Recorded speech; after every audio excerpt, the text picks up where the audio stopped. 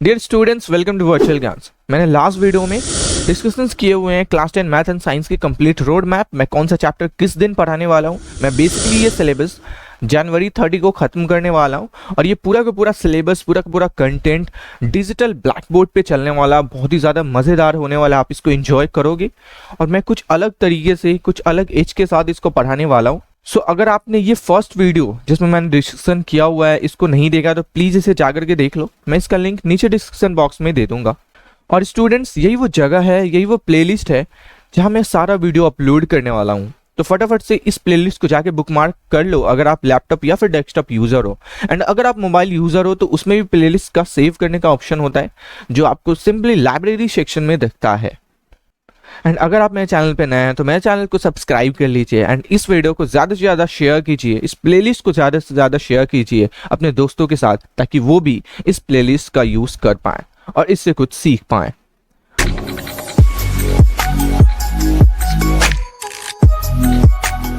तो चलिए शुरू करते हैं अपने फर्स्ट चैप्टर से जो है रियल नंबर्स। बहुत ही इंटरेस्टिंग चैप्टर ये है और इसमें क्या क्या मैं डिस्कशन करने वाला हूँ, चलिए उसको देख लेते हैं। तो सबसे पहले हम इंट्रोडक्शन डिस्कस कर रहे होंगे, उसके बाद यूक्लिड डिवीजन लेमा डिस्कस करेंगे, उसके बाद the fundamental theory of arithmetic and then revisiting irrational number and then revisiting rational number and their expansion and finally summary discussion करेंगे। और स्टूडेंट, समरी मैं कुछ इस तरीके से बनाया हुआ हूँ कि अगर आप उस समरी को एक बार देख लोगे तो पूरे चैप्टर का रिवीजन हो जाएगा। इसका कहने का मतलब ये है कि अगर आप इस चैप्टर को पढ़ लेते हो एंड वापस से आपको ये दोबारा चैप्टर पढ़ना है तो बस आप समरी देखिए और पूरा का पूरा चैप्टर आपको रिवाइज हो जाएगा। तो चलते हैं अपने डायरेक्ट नेक्स्ट पेज पे और समझते हैं इस चैप्टर को। सो मैं सबसे पहले इंट्रोडक्शन डिस्कस करना चाहूंगा। एक सिनारियो कंसिडर कीजिए, एक ट्रेडर जो अंडा बेचता है वो अंडा बेचने के लिए रोड पे जा रहा है, ठीक है, और एक इडलर आ रहा है, एक ऐसा इंसान आ रहा है जिसके पास कोई काम धंधा नहीं है, बस लोगों को परेशान करना है। तो वो क्या कर रहा है, ट्रेडर को जाके परेशान कर रहा है। तो ट्रेडर को क्या होगा, जाहिर सी बात है आएगा गुस्सा। जब ट्रेडर को गुस्सा आ गया तो दोनों के बीच में क्या हो गई, हाथापाई हो गई, लड़ाई झगड़ा शुरू हो गई। उसके बाद क्या हुआ, नुकसान किसका हुआ, भाई ट्रेडर का नुकसान हुआ क्योंकि बेचारा अंडा लेकर के वो जा रहा था और जाहिर सी बात है झगड़ा होगा, अंडा गिरेगा नीचे और अंडा टूटेगा तो उसका क्या हो गया, नुकसान। तो ट्रेडर ने बुलाया पंचायत बुलाने के बाद पंचायत ने उनसे पूछा कि आपका अंडा कितना टूटा है, how many eggs are broken. तो ट्रेडर ने कुछ ऐसा जवाब दिया जिसको सुनने के बाद आप भी थोड़ी देर के लिए सोचोगे कि ये क्या जवाब दे रहा है, लेकिन यही रियल क्रक्स है इस चैप्टर का, ठीक है। तो हम लोग चलते हैं सीधा जवाब पे। इफ काउंटेड इन पेयर, अगर मैं पेयर में काउंट करूं, मतलब दो दो करके काउंट करूं तो एक बचेगा। बेसिकली क्या है इसका मतलब, अगर मैं 2 से डिवाइड करूं उस नंबर को तो 1 रिमाइंडर बचेगा। सिंपली मैं 3 से डिवाइड करूं तो 2 रिमाइंडर बचेगा, 4 से डिवाइड करूं तो 3 रिमाइंडर बचेगा, 5 से डिवाइड करूं तो 4 रिमाइंडर बचेगा, 6 से डिवाइड करूं तो 5 रिमाइंडर बचेगा एंड अगर मैं 7 से डिवाइड करूं तो कोई भी रिमाइंडर नहीं बचेगा। और साथ ही साथ ट्रेडर ने यह भी बोला कि मेरे बास्केट में मैक्सिमम 150 एग्स हो सकते हैं, उससे ज्यादा एग नहीं हो सकता है। तो आप बताइए कितने एग्स थे, कितने एग टूटे। तो अगर आप ये चैप्टर पहले से पढ़ चुके हो तो हो सकता है आप इसका आंसर दे दो। तो अगर आपको इसका आंसर पता है तो नीचे कमेंट सेक्शन में अभी जाकर कमेंट कर दीजिए इसका आंसर क्या है। एंड अगर आपको इसका आंसर नहीं पता है तो मैं जैसे ये चैप्टर खत्म करूंगा तो मैं गारंटी के साथ बोल सकता हूं आप इस क्वेश्चन का आंसर फाइंड आउट करने में कामयाब हो पाओगे। एंड अगर आप इस क्वेश्चन का आंसर फाइंड आउट करने में कामयाब हो पाते हो तो आप मुझे कमेंट सेक्शन में इसका आंसर दे सकते हो। तो चलते हैं नेक्स्ट स्लाइड पे। सो सबसे पहले मैं बात करना चाहूंगा यूक्लिड डिवीजन लेमा के बारे में। यूक्लिड डिवीजन लेमा को समझने से पहले मैं आपको लेकर के जाना चाहता हूं आपके 4 और 5 क्लास में, ठीक है। तो चलते हैं 4 और 5 क्लास में। आपने बहुत सारे ढेर सारे डिवाइड किए होंगे, ठीक है। 2 को लेट सपोज 2 से 9 को डिवाइड करना है, 4 टाइम्स में 8, कितना रिमाइंडर बचा, 1, ठीक है। तो 2 को आप बोलते क्या हो, 2 को डिवाइजर, 9 को क्या बोलते हो, डिविडेंड, 4 को क्या बोलते हो, क्वोशिएंट, और 1 को क्या बोलते हो, रिमाइंडर। इसको हम लोग कैसे लिख सकते हैं, 9 is equal to 2 into 4 plus 1 लिख सकते हैं। यानी in general form a is equal to B Q plus R लिख सकते हैं, जहां आर क्या होगा, 0 टू b के मिडिल में होगा, ठीक है। b आपका क्या होता है, डिवाइजर, डिवाइजर के बीच में होगा, ठीक है। देखिए आप यहाँ पे r क्या है 1, ठीक है। अगर r 2 होगा तो क्या प्रॉब्लम हो जाएगा, b क्या है 2, मतलब r 2 हो ही नहीं सकता, ठीक है। यहाँ पे रिमाइंडर 2 आ ही नहीं सकता, 2 क्या करेगा, इस 2 को डिवाइड कर देगा, ठीक है। तो बेसिकली हमारा यूक्लिड डिवीजन लेमा क्या होता है, यही होता है, a equal to B Q plus are, जहां r 0 टू b के बीच में होता है। अब 0 टू b के बीच में क्यों होता है, ये शायद आपको अब समझ में आ चुका होगा। तो चलते हैं यूक्लिड डिवीजन लेमा पे। सो यूक्लिड डिवीजन लेमा क्या कहता है, given positive integer a and b, there exists a unique integer q and r satisfying a is equal to bq plus r where r is between 0 to b। तो आपको ये चीज समझ में आ गया होगा r 0 to b के बीच में क्यों होता है और इसको a is equal to bq plus r क्यों लिखते हैं, ठीक है। अब मेरे को सपोज दैट कोई दो नंबर है a और b, इसका एचसीएफ फाइंड आउट करना है, तो उसी को फाइंड आउट करने में यूक्लिड डिवीजन लेमा हेल्प करती है। कैसे एचसीएफ फाइंड आउट होता है वो भी चीज को अब हम लोग समझते हैं।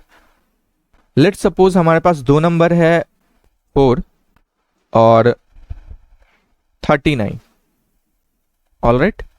मेरे को क्या करना है, इन दोनों नंबर का एचसीएफ निकालना है। तो मैं क्या करूंगा, सबसे पहले तो 4 को एज अ डिवाइजर मानूंगा, 39 को डिवाइड करूंगा 4 से, ठीक है। तो 39 4 9 से कितना होगा 36, कितना रिमेनिंग बच गया 3, ठीक है। अब वापस से अब मैं क्या करूंगा, 3 को जो रिमाइंडर था इसको मैं मान लूंगा डिवाइजर, और जो 4 था जो डिवाइजर था उसको मैं मान लूंगा डिविडेंड। 3 1 जा 3, रिमेनिंग 1, ठीक है। फिर वापस से मैं अब इसको डिवाइजर मानूंगा एंड इसको डिविडेंड मानूंगा, 1 3 जा 3, ठीक है, और 0 आ गया। तो बेसिकली हम लोग एचसीएफ में क्या करते हैं, फर्स्ट वाले स्टेप को क्या लिख सकते हैं, 39 is equal to 4 into 9 plus 3। now 4 is equal to क्या लिख सकते हैं, 3 into 1 plus 1। now 3 को क्या लिख सकते हैं, 1 into 3 plus 0, ठीक है। ये स्टेप 1, ये स्टेप 2 और ये स्टेप 3, ठीक है। ये तीनों स्टेप थे। तो मैंने पहले स्टेप में क्या किया, 39 और 4 को a और b मान के चला और उसके बाद मैं सिंपली डिवाइड किया। रिमाइंडर क्या आया 3, जो 0 की इक्वल नहीं है, ठीक है। फिर वापस से मैं सेकेंड स्टेप में गया, अब वापस से मैं 4 और 3 को मान के चला a और b, और रिमाइंडर क्या है 1, ये 0 नहीं है। फिर वापस से मैं अब 3 और 1 को a और b मान के चला, अब रिमाइंडर क्या आ गया 0। तो जैसे रिमाइंडर 0 आ जाएगा तो जो हमारा b होगा यही क्या हो जाएगा, HCF हो जाएगा, ठीक है। HCF of this two number, ठीक है। तो इन दोनों नंबर का एचसीएफ क्या है, 1 है। अब वापस से मैं प्रीवियस चलता हूं और स्टेप देख लेते हैं। To obtain the HCF of two positive number से सी एंड डी, दो पॉजिटिव नंबर है सी और डी, जहां सी बड़ा है डी से, जाहिर सी बात है एक नंबर को बड़ा होना पड़ेगा। उसमें हम लोग क्या लगाएंगे, यूक्लिड डिवीजन लेमा लगाएंगे, ठीक है, फाइंड आउट करने के लिए। तो हम लोग क्या कर रहे हैं, सी और डी पे यूक्लिड डिवीजन लेमा लगा रहे हैं। तो क्या हो जाएगा, उसको हम लोग क्या लिख सकते हैं, c is equal to d q plus are, जहां आर क्या होगा 0 टू डी के बीच में। अगेन हम लोगों ने क्या देखा कि आर 0 नहीं हुआ है, लेट सपोज। तो अगर आर 0 नहीं होगा तो मैं वापस से स्टेप 1 को वापस से रिपीट करूंगा, एंड अगर आर 0 हो जाएगा, अगर आर 0 हो जाएगा तो डी क्या हो जाएगा, हमारा एचसीएफ हो जाएगा। डी किसका किसका एचसीएफ होगा, ये भी क्वेश्चन है। तो डी सी और डी का एचसीएफ होगा, डी और आर का एचसीएफ होगा, क्योंकि यहां पे भी तो आप डिवाइड कर रहे हो। तो मैं नेक्स्ट पेज पे चलता हूं। ये 1 किसका किसका एचसीएफ है, 3 और 4 का भी एचसीएफ है। 1 और 3 का तो एचसीएफ है ही, और 4 और 39 का भी एचसीएफ है। तो मैं उम्मीद करता हूं आपको यूक्लिड डिवीजन लेमा समझ में आ चुका होगा। अब मैं नेक्स्ट पेज पे चलता हूं। मैं इसी को एक क्वेश्चन लेकर के समझाना चाहूंगा, और इस क्वेश्चन को मैं सॉल्व नहीं कर रहा हूं, मैं ऑलरेडी इसका सॉल्व स्टेप लिख दिया हूं। इसलिए लिख दिया हूं कि एग्जाम में भी आपका हेल्प हो जाएगा कैसे सॉल्व होता है। जब हम पहला क्वेश्चन है, use Euclid division algorithm find the HCF of 4052 and 12576। तो मैंने सबसे पहले क्या चेक किया, 12576 बड़ा है 4052 से। तो मैं क्या लिख सकता हूं, 1256 को 4052 इंटू 3 प्लस 420 लिख सकता हूं, जहां 420 क्या है, रिमाइंडर, ये छोटा है डिवाइजर से, ठीक है। तो मैंने क्या दिखा, रिमाइंडर 0 नहीं हुआ है। तो अब मैं 420 और 4052 को लेकर के चलूंगा। देखिए 4052 को लेकर के चला, जिसको मैं 420 इंटू 9 प्लस 272 लिख सकता हूँ। वापस से 272 क्या है, रिमाइंडर है जो जीरो नहीं है। फिर वापस से मैं 272 और 420 को लेकर चल रहा हूँ। फिर 148 आया, रिमाइंडर वापस से जीरो नहीं है। वापस से मैंने डिवीजन एल्गोरिदम लगाया। फिर वापस से 124 आया, वापस से मैंने एल्गोरिदम लगाया, 24 आया, वापस से मैंने लगाया, 4 आया, एंड देन फाइनली मैं 4 और 24 पे लगाया तो रिमाइंडर कितना आ गया, जीरो आ गया। तो जैसे ही रिमाइंडर जीरो आ गया तो ये जो हमारा 4 है ये एचसीएफ हो जाएगा। किसका किसका, 24 4 का तो हो गई, 124 24 का भी होगा, 148 124 का भी होगा, वैसे इसका भी होगा, इसका भी होगा, लेकिन फाइनली मेरे को किसका एचसीएफ निकालना था, इन दोनों का एचसीएफ निकालना था। तो इन दोनों का एचसीएफ कितना आ गया, 4 आ गया। ठीक है, हम लोग नेक्स्ट क्वेश्चन पे चलते हैं। ये बहुत ही इंपॉर्टेंट क्वेश्चन है। Show that every positive even integer is in the form of 2q and that of every positive odd integer is in the form of 2q plus 1. Question basically क्या बोल रहा है कि कोई भी पॉजिटिव इवन इंटीजर होगा 2 4 6, ये किसके फॉर्म में होगा, 2q के फॉर्म में होगा। कैसे, अगर q की जगह पे मैं 1 रखूं तो कितना आ जा रहा है, 2। अगर q की जगह पे मैं 2 रखूं, 2 2 जा 4 आ जाएगा। q की जगह 3 रखूं, 2 3 जा 6 आ जाएगा। मतलब जितना पॉजिटिव इवन इंटीजर होगा वो 2q के फॉर्म में होगा। ठीक है, और जितना पॉजिटिव ऑड इंटीजर होगा, मतलब 1 3 6 1 3 5, ये सब किसके फॉर्म में होगा, 2q प्लस 1 के फॉर्म में होगा। ठीक है, यहाँ पे अगर आप 0 रखो तो कितना हो जाएगा, 1। अगर आप 1 रखो तो कितना हो रहा है, 3। अगर आप q की जगह 2 रखो तो कितना हो रहा है, 5। ठीक है, तो इसी को मेरे को प्रूफ करना है। तो इन सब टाइप के क्वेश्चन को प्रूफ करने के लिए आपको क्या करना होगा, पॉजिटिव इंटीजर को क्या मान लेना होगा, a मान लेना होगा। Let us consider the positive integer B a, और जो आपका b होगा, जो सेकेंड नंबर होगा, वो आपको इसके अकॉर्डिंग मानना होगा। इसका कोफिशिएंट क्या है, 2, इसका भी कोफिशिएंट 2, आप b को क्या मान लीजिए, 2 मान लीजिए। तो अगर आपके पास a और b नंबर है तो आप क्या लिख सकते हो, a equal to B Q plus are, जहां b 2 है और r 0 to 2 के बीच में होगा। ठीक है, यानी r कौन कौन सा वैल्यू ले सकता है, r कौन कौन सा वैल्यू ले सकता है, 0 और 1, 0 और 2 के बीच में होगा। तो जब r 0 और 1 ले सकता है तो आपको क्या करना है, इसमें r पुट कर देना है। तो सबसे पहले पुट करोगे तो a कितना आ जाएगा, 2q, और r 1 पुट करोगे तो a कितना आ जाएगा, 2q प्लस 1।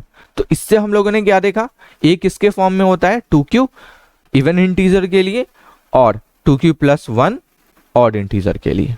ठीक है, सो मैं उम्मीद करता हूं ये क्वेश्चन आपको समझ में आया होगा। नेक्स्ट क्वेश्चन भी इसी टाइप का है, इसमें भी शो करना है कोई भी पॉजिटिव ऑड इंटीजर किसके फॉर्म में होगा, 4q प्लस 1 या फिर 4q प्लस 3 के फॉर्म में होगा। तो आप सबसे पहले तो a मान लीजिए, b को कितना मान लीजिए, 4, इसको कंसिडर करते हुए, इसको देखते हुए। ठीक है, जब b को आपने 4 मान लिया तो r के पॉसिबल वैल्यूज क्या हो सकते हैं, 0 1 2 3, क्योंकि इससे क्या होता है, छोटा होता है। जब r 0 1 2 3 हो गया तो मैं क्या लिख सकता हूं, मेरे पास इक्वेशन क्या बनेगा, a is equal to 4q plus r। ठीक है, तो r में 0 पुट करूंगा तो क्या आएगा, 4q। फिर r में 1 पुट करूंगा तो 4q प्लस 1, वैसे 4q प्लस 2, वैसे 4q plus 3, where q is the quotient. However since a is क्या है, a क्या है हमारा, ऑड है, so a can not be 4q या फिर 4q प्लस 2। a 4q या 4q प्लस 2 नहीं हो सकता, क्योंकि दोनों क्या है, 2 से डिविजिबल है। ठीक है, तो ऑड इंटीजर को हम लोग किस फॉर्म में लिख सकते हैं, 4q प्लस 1 और 4q प्लस 3 के फॉर्म में लिख सकते हैं। ठीक है, चलते हैं नेक्स्ट क्वेश्चन पे। तो ये क्वेश्चन समझिए, अ स्वीट सेलर हैज 420 काजू, एक स्वीट सेलर है जिसके पास कितना काजू है, 420 काजू, एंड 130 बादाम है। ठीक है, she want to stack them in such a way that each stack has the same number and they take up the least area of tray. What is the number of that can be placed in each stack for this purpose? उसको क्या करना है, stake में रखना है। मतलब stake का मतलब क्या होता है, एक के ऊपर एक रखना है। ठीक है, और बोल रहा है कि सारे स्टेक में सेम नंबर ऑफ बर्फीज हो। ठीक है, तो कितना मिनिमम एरिया ये लेगा। ठीक है, तो हम लोग क्या करने वाले हैं, क्योंकि मिनिमम एरिया लेने वाला है, लीस्ट वैल्यू निकालने वाले हैं हम लोग, तो उसके लिए हम लोग क्या करेंगे, एचसीएफ निकालेंगे। ठीक है, हाईएस्ट कॉमन फैक्टर। तो 420 और 130 का हम लोगों ने एचसीएफ निकाला, तो आपको 420 और 130 का एचसीएफ निकालने आएगा ही आएगा। 420 को हम लोग क्या लिख सकते हैं, 130 इंटू 3 प्लस 30, देन 130 को मैंने लिखा 30 इंटू 4 प्लस 10, ठीक है। फिर वापस से मैंने 30 को क्या लिखा है 10 इंटू 3 प्लस 0, ठीक है। यहाँ पे क्या आ गया रिमाइंडर 0, तो 10 क्या हो जाएगा हमारा HCF हो जाएगा, ठीक है। So the sweet seller can make stack of 10 for both kind of बर्फीज।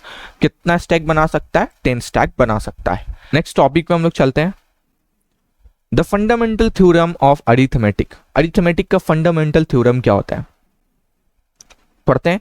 Every composite number can be expressed factorized as a product of prime and this factorial is unique apart for the order in which the prime factor can occur। जितना भी composite number है उसको हम लोग prime factor के product में लिख सकते हैं। इसके कहने का मतलब क्या है, आप एक कंपोजिट नंबर कंसिडर कीजिए, लेट सपोज मैं 9 एक कंपोजिट नंबर कंसिडर करता हूँ। कंपोजिट नंबर बेसिकली किसको बोलते हैं, ऐसा नंबर जिसके 2 से ज्यादा फैक्टर हो उसको हम लोग कंपोजिट नंबर बोलते हैं, ठीक है। 3 को हम लोग क्या लिख सकते हैं 1 इंटू 3 इंटू 3, ठीक है। 2 से ज्यादा फैक्टर है, 1 भी है, एक 3 भी है और एक और 3 है, तो इसको कंपोजिट नंबर बोलेंगे। तो इसको मैंने क्या लिख दिया है प्राइम नंबर्स के प्रोडक्ट में लिख दिया। 3 क्या है प्राइम नंबर है, यहाँ पे भी 3 प्राइम नंबर है, यहाँ पे 1 प्राइम नंबर है, तो उसको मैंने प्रोडक्ट में लिख दिया है। एक और मैं कंसिडर करता हूँ कंपोजिट नंबर 15, इसको क्या लिख सकता हूँ 1 इंटू 3 इंटू 5, क्या 5 प्राइम है, 3 प्राइम है, 1 प्राइम है।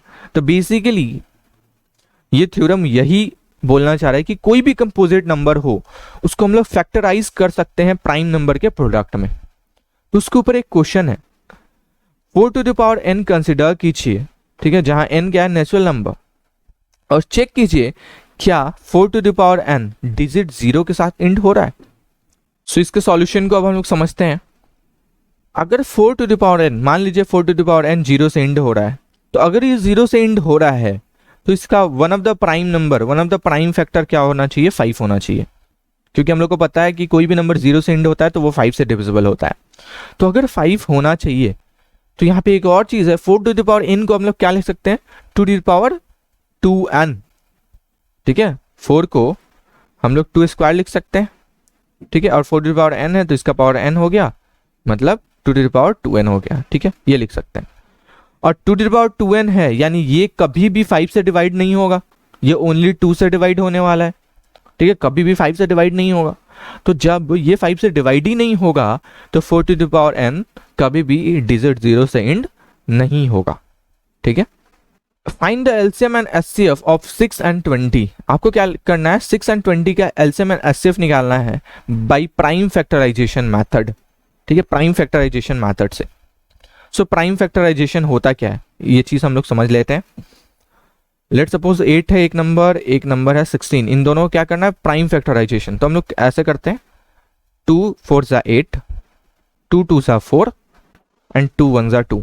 जैसे ही 1 आ गया रुक जाएंगे ना। 8 इज इक्वल टू क्या लिख सकते हैं 2 इंटू 2 इंटू 2 इंटू 1 ना। अब 16 को हम लोग करते हैं 2 8 जा 16, 2 4 सा 8, 2 2 सा 4, 2 1 सा 2। 16 को क्या लिख सकते हैं 2 इंटू 2 इंटू 2 इंटू 2 इंटू 1, ठीक है। तो बेसिकली यही है प्राइम फैक्टराइजेशन, ठीक है। वापस हम लोग क्वेश्चन में चलते हैं।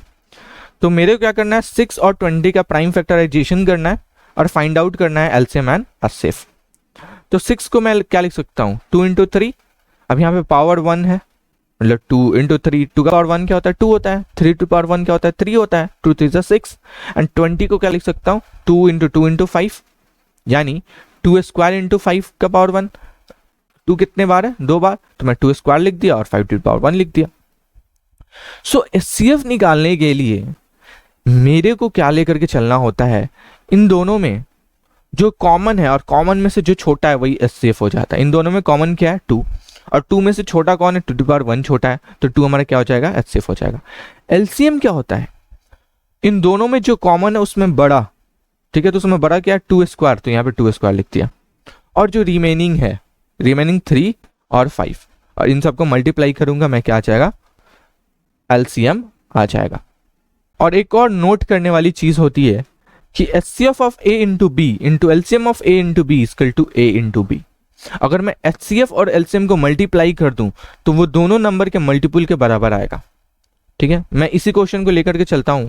एचसीएफ कितना आया था 2 और एलसीएम कितना आया था 60, दोनों मल्टीप्लाई करने पे कितना आ रहा है 120, और नंबर कितना है 6 और 20, इन दोनों को भी मल्टीप्लाई कीजिए कितना आएगा 120, तो दोनों क्या आ गया इक्वल आ गया। तो इस पे भी काफी सारे क्वेश्चन पूछे जाते हैं। एक और क्वेश्चन हम लोग देखते हैं, 96 और 404 का क्या निकालना है HCF by prime factorization method, and then LCM भी निकालना, मतलब एचसीएफ के मदद से एलसीएम निकालना है। तो चूंकि आपको एचसीएफ निकालने आता है, प्राइम फैक्टराइज कर सकते हो आप। फाइनली मान के चलते हैं आपने एचसीएफ निकाल लिया, एचसीएफ कितना आ गया 4 आ गया। सो एलसीएम कितना होगा, दोनों नंबर का मल्टीपल डिवाइडेड बाय एचसीएफ। ये कैसे आया, उसी फॉर्मूला से, HCF into LCM equal to A into B. ठीक है, तो एलसीएम कितना हो जाएगा A into B upon HCF. ठीक है, तो मैंने क्या किया है A into B upon HCF कर दिया, हमारा एलसीएम आ गया। नेक्स्ट एक और क्वेश्चन है, 672 और 120 का प्राइम फैक्टराइजेशन मेथड से एचसीएफ एंड एलसीएम निकालना है। तो ये जो अभी तक हम लोग फॉर्मूला पढ़ रहे थे, ये सिर्फ और सिर्फ 2 नंबर के लिए एप्लीकेबल होता है। जैसे 3 नंबर आएगा तो आप ये अप्लाई नहीं कर सकते, तो आपको simply and directly prime factorization करना ही पड़ेगा। तो प्राइम फैक्टराइजेशन मैंने आपको बताया, सिंपली आप 6 का प्राइम फैक्टराइजेशन कीजिए, 72 का कीजिए, 120 का कीजिए, जो सबसे छोटा होगा, जो कॉमन होगा, और उनमें से जो छोटा होगा वो क्या हो जाएगा एचसीएफ हो जाएगा, और जो कॉमन होगा उसमें से जो बड़ा होगा और जो रिमेनिंग होगा उन सबको मल्टीप्लाई कर देंगे तो वो क्या हो जाएगा एलसीएम हो जाएगा। नेक्स्ट चलते हैं, अब हम लोग रिविजिट कर रहे हैं इर्रेशनल नंबर को। उससे पहले हम लोग एक थ्योरम देखते हैं, लेट पी बी ए प्राइम नंबर। पी क्या है, एक प्राइम नंबर है। If P divides A square, अगर पी ए स्क्वायर को डिवाइड कर रहा है तो पी ए को भी डिवाइड करेगा, ये थ्योरम होता है। ठीक है, तो इसी थ्योरम का यूज करके मेरे को प्रूव करना है √2 इज अ इर्रेशनल नंबर। तो प्रूफ करने के लिए सबसे पहले हम लोग मान लेंगे लेट √2 बी रेशनल नंबर। ठीक है, √2 को मैंने क्या मान लिया, रेशनल नंबर मान लिया। तो जब √2 रेशनल नंबर है तो मैं क्या लिख सकता हूं, √2 equal to P upon Q लिख सकता हूं ना, जहां पी और क्यू क्या होगा को प्राइम होगा। को प्राइम का मतलब क्या होता है, ऐसे 2 नंबर जिनके बीच में कोई भी कॉमन फैक्टर नहीं हो। ठीक है, सो मैं क्या लिख सकता हूं अब इसी इक्वेशन से, p इक्वल टू √2 क्यू। अब मैं क्या करता हूं, इसको स्क्वायर करता हूं दोनों तरफ, squaring both side, squaring both side. तो क्या हो जाएगा p square equal to 2q square. So p square by 2 equal to q square. यानी इससे क्या समझ में आ रहा है कि p स्क्वायर डिविजिबल है 2 से, सो p भी डिविजिबल होगा 2 से। ठीक है, इस थ्योरम के अकॉर्डिंग। सो हम लोग p upon 2 equal to k लिख सकते हैं। सो यहां से क्या आ जाएगा p इक्वल टू 2k। अब इस p इक्वल टू 2k को हम लोग इस वाले इक्वेशन में क्या करेंगे, पुट करेंगे। ठीक है, सो पुट करते हैं 2k इक्वल टू √2q, फिर इसको भी हम लोग स्क्वायर करेंगे दोनों तरफ, तो क्या हो जाएगा 4k square equal to 2q square. अब मैं क्या लिख सकता हूं, k square equal to 2q square by 4। ठीक है, मैंने यहां से क्या लिखा, k square equal to q square by 2। ठीक है, ये 2 1 जा 2, 2 2 2 जा 4, ये कैंसिल आउट हो जाएगा। ठीक है, फिर यहां से मैं क्या लिख दूंगा, q square is divisible by 2। q square क्या है, 2 से डिविजिबल है, तो q भी 2 से डिविजिबल होगा। तो मैंने क्या फाइंड आउट किया, p और q दोनों क्या है 2 से डिविजिबल है, लेकिन यहां पे दोनों क्या थे, को प्राइम थे, मतलब दोनों के बीच का कोई भी कॉमन मल्टीपल नहीं है। तो क्या होगा, so our assumption is wrong. हमारा एजम्पशन क्या है, रॉन्ग है। क्यों, क्योंकि कंट्राडिक्शन आ रहा है। ठीक है, कंट्राडिक्शन आ रहा है, हेंस √2 इज इरेशनल। तो √2 क्या हो जाएगा, इरेशनल होगा। तो कुछ इसी तरीके से हम लोग प्रूफ करते हैं। एक और क्वेश्चन यहां पे है, प्रूव दैट √3 इज इरेशनल। ठीक है, तो ये भी सेम यही सिनेरियो आप कंसिडर कीजिएगा, यही स्टेप कंसिडर कीजिएगा और अच्छी तरीके से ये भी सॉल्व हो जाएगा। नेक्स्ट क्वेश्चन में लोग चलते हैं। यहां पे मेरे पास क्या है, शो दैट 3√2 इज इरेशनल। क्या शो करना है? 3√2 इरेशनल है। तो सबसे पहले तो हम लोग √2 को क्या करेंगे? इरेशनल प्रूफ कर देंगे, और इरेशनल प्रूफ करने आता है। उसके बाद आप क्या लिखोगे? Multiplication of rational and irrational is always irrational. ठीक है, मतलब मल्टीप्लीकेशन अगर हम लोग रेशनल और इरेशनल का करें तो वो हमेशा क्या आएगा? इरेशनल आएगा। सो 3√2 क्या हो जाएगा? इरेशनल हो जाएगा। इसमें भी क्या करना? आप √3 को इरेशनल प्रूफ करना, एंड देन फाइनली लिखना subtraction of rational and irrational is always irrational. So 5 minus √3 is irrational. ठीक है, तो इस तरीके से दोनों प्रूव कर सकते हो सकता है आपके बुक में कुछ अलग तरीके से प्रूफ दिया हो, डायरेक्ट इसी को रेशनल मान करके प्रूफ किया हो, लेकिन अगर आपको √2 और √3 को प्रूफ करने आता है तो आप क्यों इतना लंबा प्रोसीजर करना चाहोगे? इसी प्रोसीजर के साथ चलोगे। ठीक है, उम्मीद करता हूं आपको ये भी क्वेश्चन समझ में आए होंगे। नेक्स्ट चलते हैं हम लोग। सो रेशनल नंबर पे रिविजिट करते हैं। एक थ्योरम को हम लोग पढ़ते हैं। सपोज दैट कोई एक्स नंबर है, ठीक है, इसका डेसिमल एक्सपांशन आ रहा है 6.825। तो ये P/Q के फॉर्म में होगा, यानी 8/3 कुछ इस तरीके के फॉर्म में होगा। तो अगर ये टर्मिनेट हो जा रहा है तो इसको, इस P और Q को मैं क्या कर सकता हूं? प्राइम नंबर के फॉर्म में फैक्टराइज कर सकता हूं। सो लेट सपोज 3/8 एक नंबर है, ठीक है, उसको 3/2Q मैंने लिख दिया। 3/8 एक नंबर है, 8 को मैं क्या लिख सकता हूं? 2⁻3। ठीक है, अब इसको सॉल्व करने के लिए मैं क्या करूंगा? 3/2⁻3 नीचे क्या करता हूं मैं? जितना 2 का पावर होता है उतना ही मैं 5 का पावर ला लेता हूं। अगर 5 रहता तो 2 ला लेता, अगर 2 है तो 5 ला लिया। अब चूंकि नीचे 5⁻Q से मल्टीप्लाई किया तो ऊपर भी 5⁻Q से मल्टीप्लाई करना पड़ेगा। तो 3 × 125 अपॉन, अब ये कितना हो जाएगा? 10⁻Q। ठीक है, और ये फिर कितना आ जाएगा? 375, और यहां भी कितना आ गया? 1000। तो इसको मैं क्या लिख सकता हूं? 0.375। ठीक है, मतलब 3/8 क्या हो रहा था? टर्मिनेट हो रहा था, तो मैंने उसको कुछ इस तरीके से लिख लिया। यानी अगर आपको कोई टर्मिनेटिंग नंबर मिले, अगर आप उसको इस तरीके से लिख सकते हो तो आप उसको डायरेक्टली फाइंड आउट कर सकते हो, आपको यहां पे डिवाइड नहीं करना पड़ेगा। अब ये वाला थ्योरम क्या है? इसके इनवर्स है। इस वाले थ्योरम में क्या था? अगर किसी रेशनल नंबर का एक्सपांसर टर्मिनेट हो रहा है तो हम लोग उसको इस तरीके से लिख सकते हैं। इसमें क्या है? अगर किसी रेशनल नंबर को मैं इस तरीके से लिख सकता हूं, उसके P और Q को, तो उसका डेसिमल एक्सपांसन क्या होगा? टर्मिनेट होगा। तो बेसिकली दोनों इनवर्स है।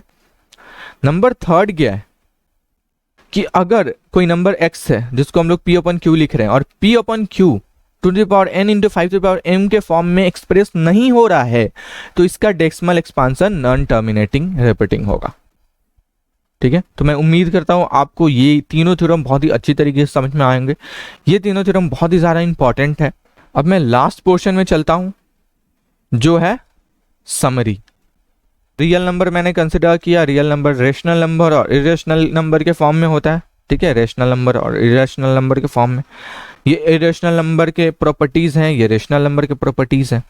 ठीक है, फिर रेशनल नंबर को मैं terminating, non terminating, Euclid division lemma, Euclid division algorithm, fundamental theorem of arithmetic में मैं कन्वर्ट किया, जो जो चीज़ मैंने पढ़ा है। फिर टर्मिनेटिंग का कंडीशन क्या होता है, नॉन टर्मिनेटिंग का कंडीशन क्या होता है, यूक्लिड डिवीजन लेमा का कंडीशन क्या होता है, यूक्लिड डिवीजन एल्गोरिदम का कंडीशन क्या होता है, फंडामेंटल थ्योरम ऑफ अरिथमेटिक क्या होता है। ठीक है, ये सारी चीज़ें।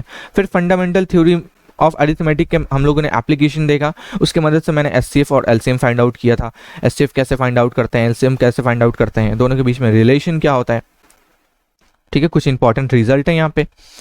तो यही है वो समरी, जिसको देखने के बाद आपको सारा चीज समझ में आने वाला है। तो आप इसका स्क्रीनशॉट ले लेना। स्क्रीनशॉट लेने के बाद आप इसको पढ़ सकते हो। ये चैप्टर रियल नंबर यहाँ पे खत्म हो चुका है, और इसके रिगार्डिंग जितने एनसीईआरटी सॉल्यूशंस हैं उसका लिंक मैं नीचे डिस्क्रिप्शन बॉक्स में दे दूंगा। आपको सिंपली मेरे ऑफिशियल वेबसाइट पे जाना होगा, वहाँ से डाउनलोड करना होगा। सो अगर आपको ये वीडियो अच्छा लगा, ये चैप्टर समझ में आया, तो आप इस वीडियो को लाइक कीजिए, मेरे चैनल को सब्सक्राइब कीजिए, क्योंकि सब्सक्राइब बहुत ज़्यादा ज़रूरी है। और नीचे कमेंट सेक्शन में अपना कमेंट भी ज़रूर कीजिए कि आपको इस चैप्टर में क्या क्या समझ में आया, क्या क्या समझ में नहीं आया, क्या डाउट्स थे, आप और क्या क्या जानना चाहते हो। सो फिलहाल इस वीडियो में इतना ही, and I will see you next time.